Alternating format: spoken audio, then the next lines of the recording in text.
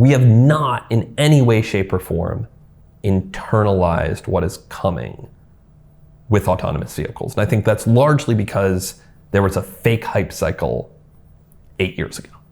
And so people said, they're not real. But now they are, and it's coming. And I believe that this generation may never learn how to drive because they're going to go straight 3 to 5 years from now into a world where autonomous vehicles are much more ubiquitous.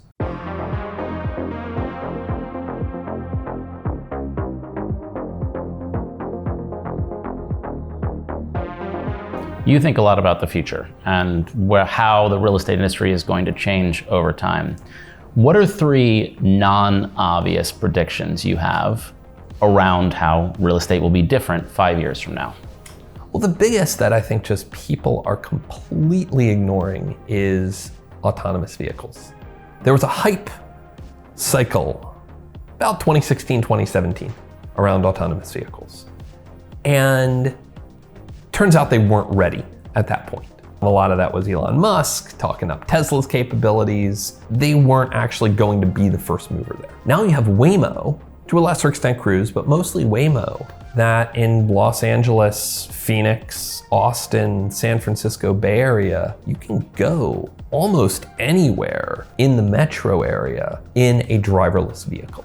Now, right now, the price point is still on par with Uber. You're not really getting a savings. But once you have multiple entrants in that space, once the technology matures, this kind of level 4 autonomy where you can go anywhere within a geofenced area. It's not full level 5 that'll take you anywhere, but within a geofenced area, that's actually what unlocks the change in the real estate market, because that means you don't need to own a car to commute anymore.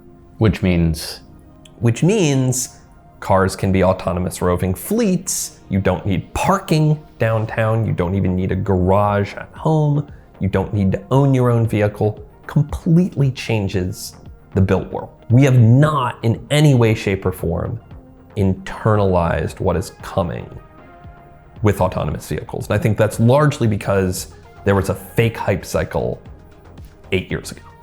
And so people said, they're not real. But now they are, and it's coming.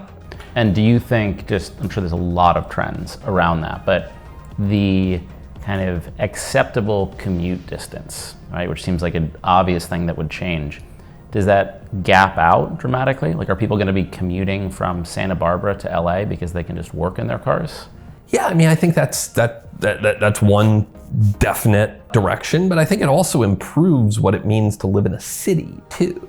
I think the losers, if anything, are kind of inner ring suburbs where you're not really walkable to anything, but like the main benefit is that you're just close to the city center.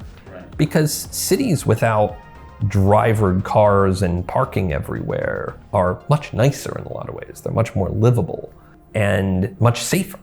A lot of data coming out that driverless cars in Phoenix, for instance, have a far, far lower accident rate than drivered cars and human-powered cars. As soon as that becomes well-known and common knowledge, I think you're going to see a dramatic acceptance and a push to legalize these vehicles in a wider set of cities. You see this a little bit whenever out-of-towners come to New York.